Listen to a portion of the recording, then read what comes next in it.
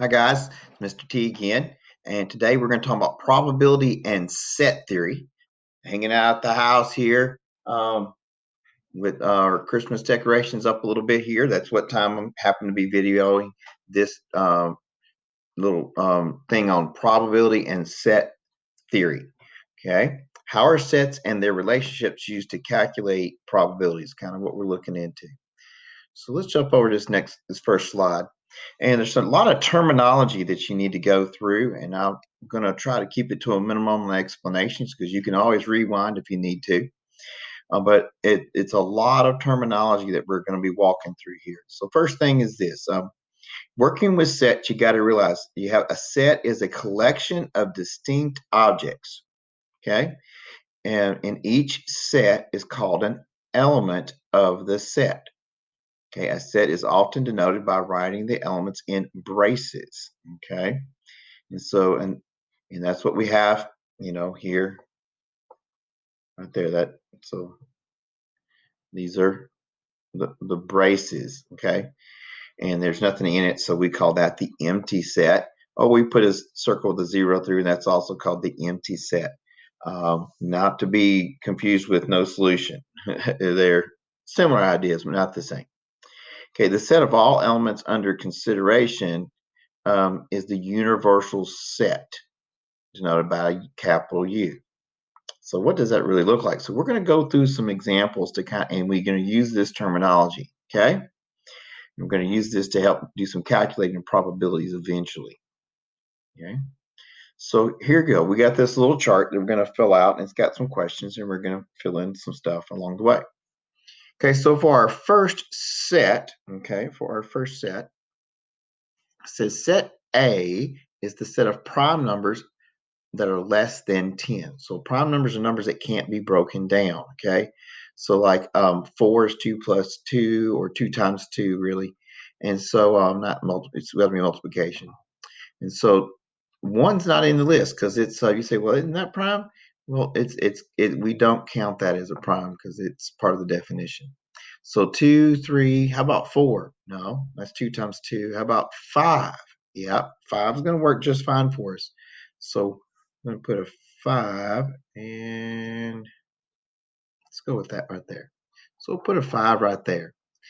And so what we have here, so that's the set notation for our set of A numbers. And then 6 is composite number, 7, okay?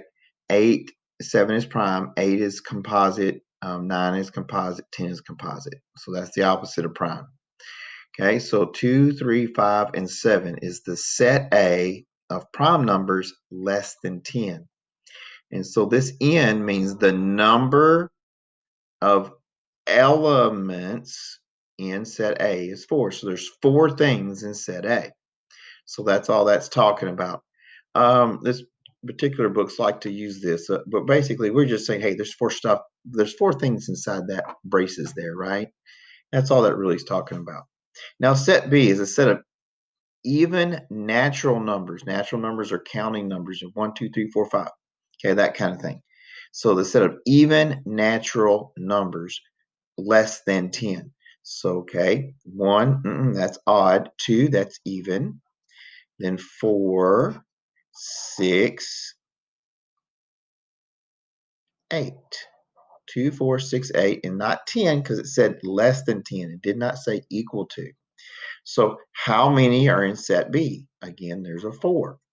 Okay. And obviously that's not always going to be the case. Now let's look at set C. So set C is the set of natural numbers less than 10 that are multiples of 4. Okay. So we want to come back up here. Here's the set less than 10. Okay. But those are only the even numbers, right? Okay. So we're going to have to go through all the way through 1 through 10 and see which one of those are multiples of 4. So obviously 4 is a multiple. Okay. And then what? And that's not a factor. We're talking about a multiple. So what's 1 times 4 is 4. 2 times 4 is 8. 3 times 4 is 12. Now we're outside the region.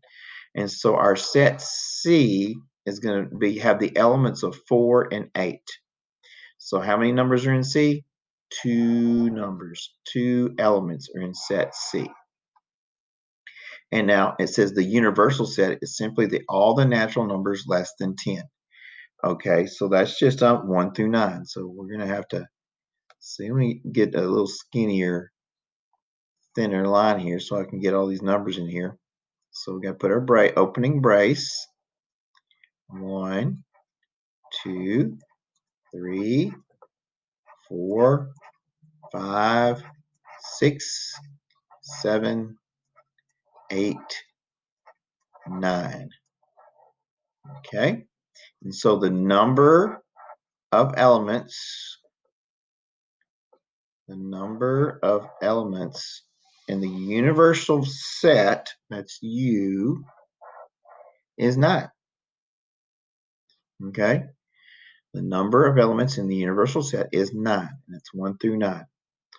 Okay, so that just gets you set up with what an element is, what a set looks like, how you name a set, and this N of things is how many. Okay, see, our next page here is we're now going to talk about things using a Venn diagram. Okay, so they have a situation here that they got some instructions and some notation that we've got to go over what that looks like in a Venn diagram, and then we're supposed to write up an example of that. And I'm going to do a little cheating. I'm just going to use their Venn diagram and write on top of it, just to take a little bit of a shortcut on that end. Okay, let me come over here. So you notice already I got the universal set recopied over, and I suggest that if you're doing stuff on the computer, homework kind of stuff, use paper. Write some of these things down so that you can kind of work with it instead of always trying to go through the list in your head. Just write it down. It makes it a little bit easier. Okay, now what's a subset? Well, that's a group that's inside of the bigger set but smaller. Okay, so what does that look like for our situation up here? Well, if our universal set's 1 through 9, C is a subset because 4 and 8 are inside of there, and it's a set. Set B is a subset of the universal set. Set A is a subset of the universal set. Okay. So set C is a subset of set B as well. Okay. If every element of C is also an element of B. So, okay, so this is what that means. C subset of B. Okay, so what was in B? What was in B? Well, B consisted of, okay, remember what did B consist of? B was 2, 4, 6, 8, right? Yeah, it's 2, 4, 6, 8. And C consisted of 4 and 8. Okay, so that's just the facts of the matter here. So what does that look over like in our Venn diagram here? Well, C is 4 and 8. Okay, let's go back to that thicker line. That's not as easy to read. So let's go 4 and 8. Okay.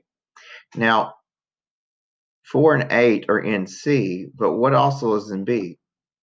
2 and 6 as well. 2 and 6. Now, 2, 6, 4, and 8 are all inside of B, but but 4 and 8 are also inside of C, so it's a subset of B. Okay, and they're both subsets of the universal set. And so what's left in that, guys? And so we got 1, 3, 5, 7, and 9. Okay, so those guys are still in the universal set, but they're not in B. Okay, and while 2 and 6 are in B, only 4 and 8 are in C, B, and the universal set. So the 4 and 8 are in 3 different sets, okay, at the same time. So you can liken that into, well, if you're in a city, that means you're also in a state, which means you're also in the country, right? But just because you're in this particular city doesn't mean that you're in, just because you're in this particular state doesn't mean you're also in the city. But if you're in that city, you have to be in the state that the city is in. That kind of an idea. All right, now, so that's subset introduction. Now we got intersection, okay? Intersection, okay? Where things overlap, okay? Where they have the same idea at the same time. And then so that's an upside down U, that's intersection. It's kind of like a staple where they are connected together, connecting the two things. Where do they connect together? Almost like a staple kind of a deal. So where are we going to connect A and B? So what was A? So let me do a real quick double check. What was in A? A was what? The prime numbers 2, 3, 5, and 7. So let me go ahead and write that down to you. So A is 2, 3, 5, and 7. Okay, oops, I got to put my little braces here. Okay, it's 2, 3, 5, and 7. So there were, where does A and B overlap? That's what we're talking about. So they both have a 2. So there should be a 2 inside of here.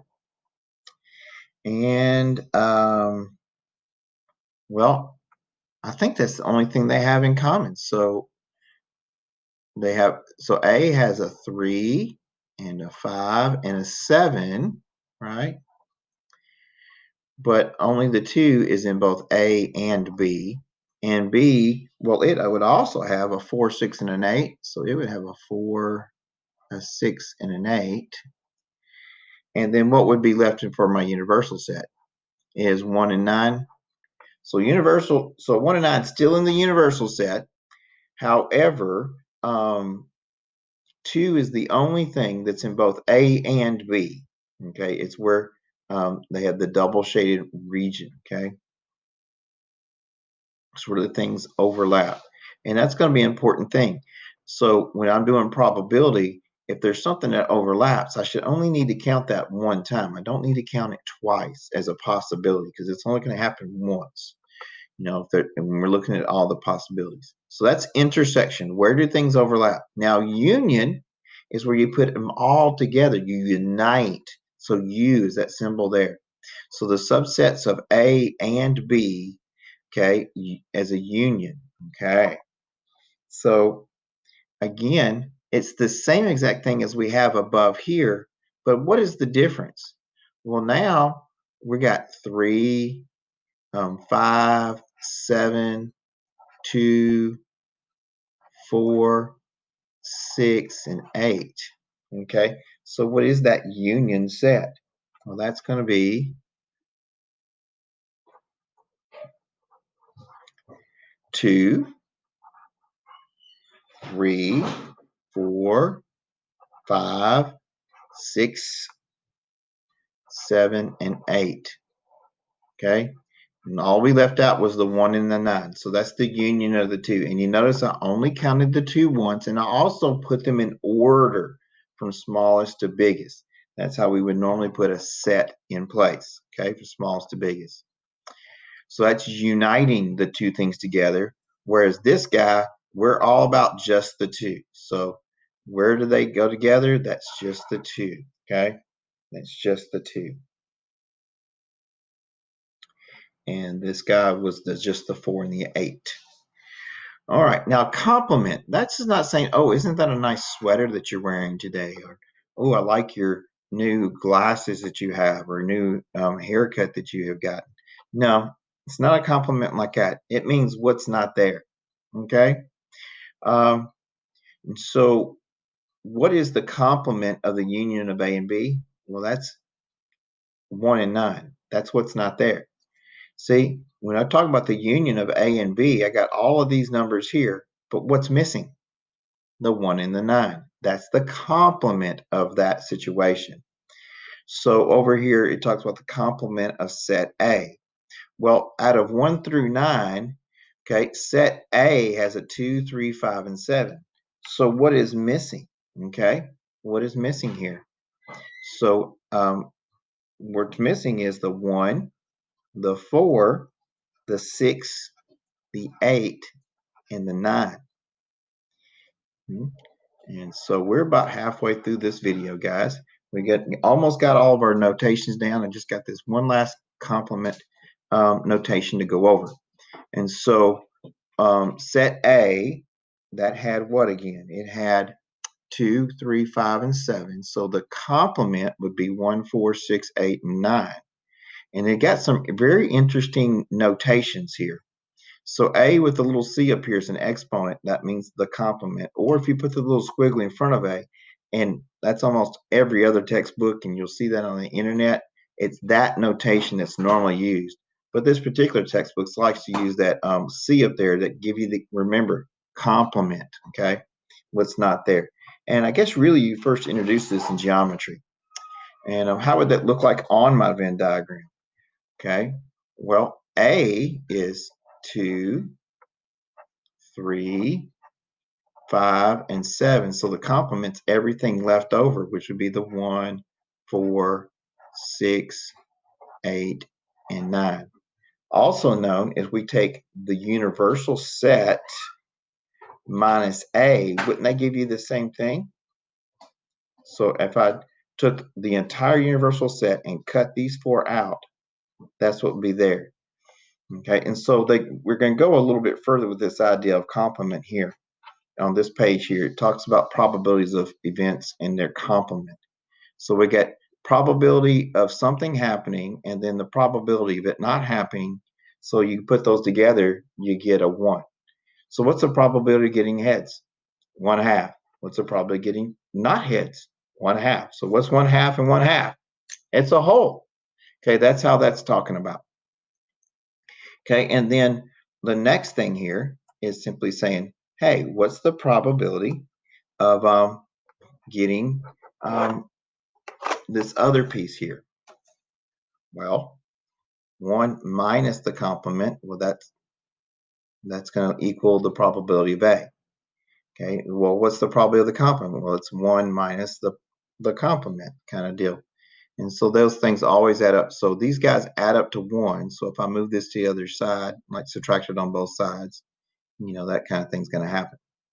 All right. So that's the setup thing. Let's look at this couple more ideas here. We're talking about this idea of theoretical probabilities and then also experimental probability. We'll get to that in just a minute. So we'll start off here with some terminology here around theoretical probabilities. So we got a lot of words here.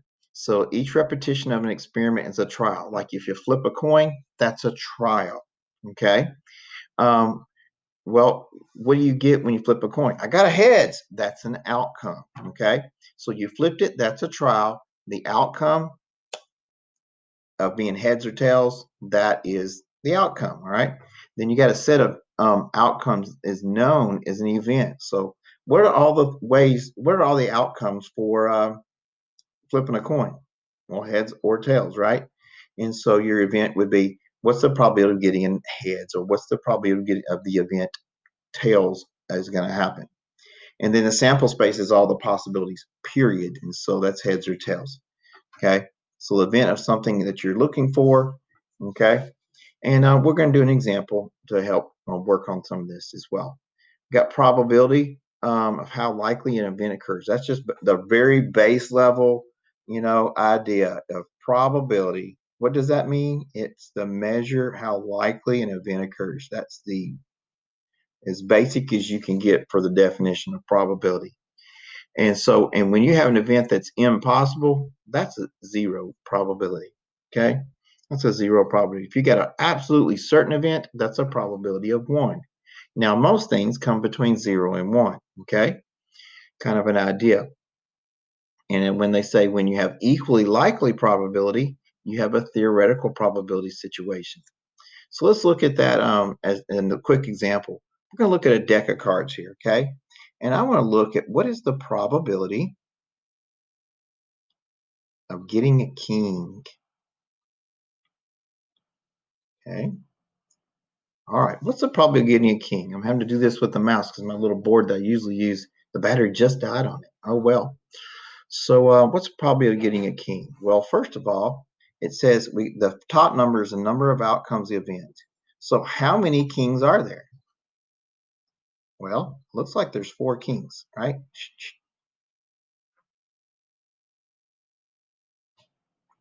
Well, there we go. There's 4 kings. All right. Now, in number of outcomes in the sample space. Well, how many cards are there? Well, the reason I got this picture is because some people don't really know these days. There are 13 cards in each suit, okay? And there are 4 suits here.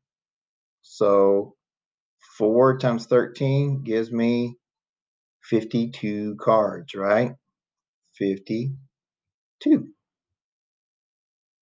So the number of outcomes of the event. So there's 4 ways we can find a king, and there are 52 cards total.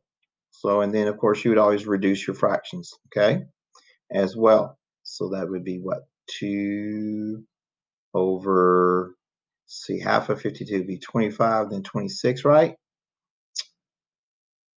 And then again, you could reduce that, and that'll end up being 1 over 13, 1 out of 13. So that'd be the probability there. And so the events would be 4 here out of 52 choices. So let's look at this idea. Now, there's 2 kinds of probabilities. And right now, we mostly talk about this whole theoretical probability, but there's also something called experimental probability. And I try to get people to think of what the theoretical property is always about the future, okay? It's about the future. What do you expect to happen, okay? Well,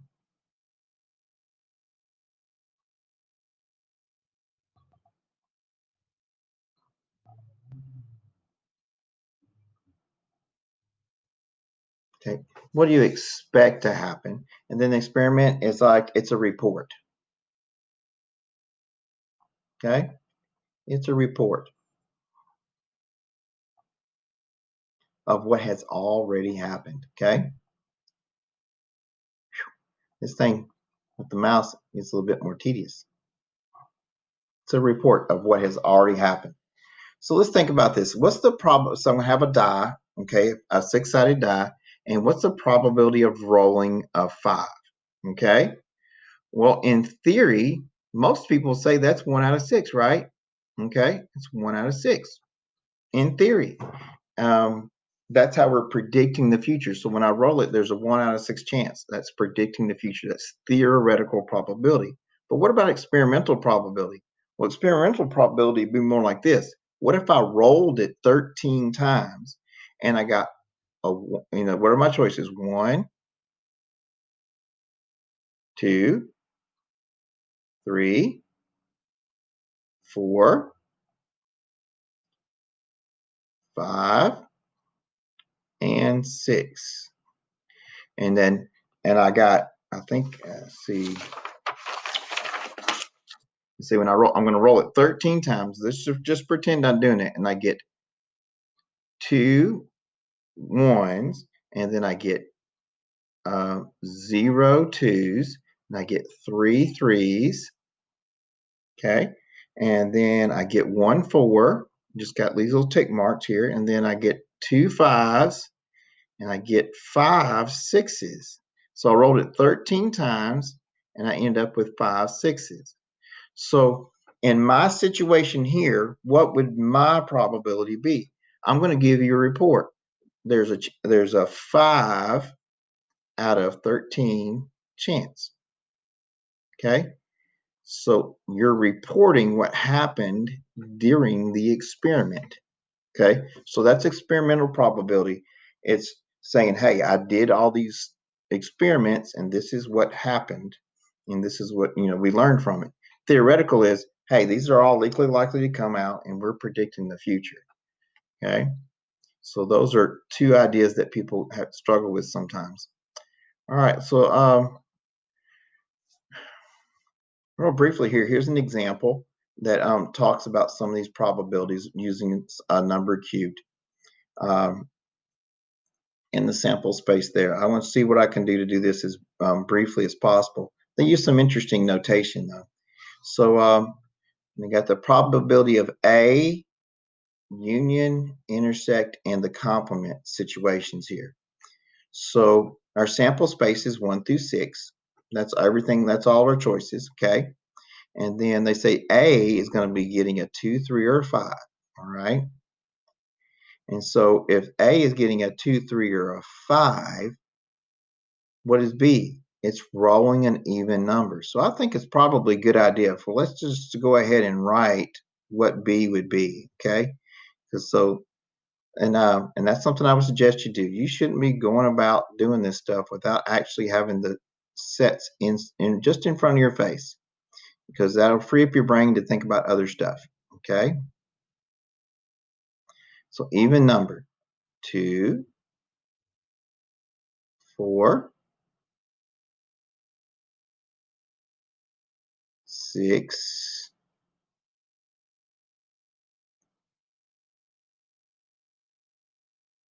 Okay, since 6-sided dice, that's all of our choices. All right, so that's all of our choices for B. Okay, and so there are 6 possible outcomes. That's the sample space there. There are 3 ways that we have for our A and 3 ways for B. So what's the probability of getting an A? Okay, well, how many ways can we said that was 3, okay, out of 6, which is 1/2. So half of the numbers in the cube are going to be 2, 3, or 5. Okay, what about union though? Okay, what we're going to do is we're going to take all the elements, excuse me, of A and all the elements of B and put them together, unite them. So we got a 2, a 3, a 4, a 5, and a 6. Hey, that's everything except for what? The 1. The one got left out. So there they are. And we now, even though there was an overlap on the 2, we only going to list it once and put those in order. Okay. So that's the idea. And so there's 5 elements there. Okay. So what's the probability of getting an A or a B? And oh, what did I say? I said the word or, and I forgot to mention that earlier in the previous slide. So let me go back and jump up there real quickly.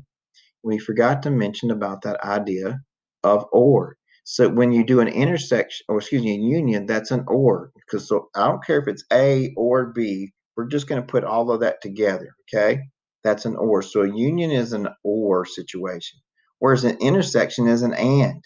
Okay, I need a number that's in A and in B. What number is in set A and in B? So that's an and situation. Okay, so that's another way to help keep you staying on track. Okay, to where we need to be. So that's kind of what happens. So the union here, and so the union of A and B, or with A or B, is 5 out of 6. Okay, so we got 5 out of 6 things. So we're just going to, when you unite those two, you get basically everything covered. Okay, what about the intersection of A and B? Well, that's a 2. So that ends up being 1 out of 6. 1 out of 6 chance of getting the intersection of A and B. And then there's the complement of A. Well, what is the complement of A? Well, that's all the numbers that are not in A. What numbers are not in the A list? Well, 1, 4, and 6. So there's 3 possibilities. So it ends up being half as well. You got to walk through it one piece at a time. And so we got the probability of an event. They got some weird ways they write that in this. But a union is an or. It can be in this group or this group. So we're just going to put all that together. An intersection is an and. So it has to be in both this and the other thing. And then the complement is, well, we have this A thing. And then what's the rest? That's the complement. So there's another little deal here with these fruit. Now I'm going to go ahead and put that up for just a minute. And you could walk through that as well as another example if you wanted to look at that. You can always pause it. But I'm going to end this as long enough as it is. And again, we did some probability with set theory, introduced a lot of terms to you, and try to walk through a couple of examples to kind of show you how they work. As always, hope that it's helpful, and you have a great day.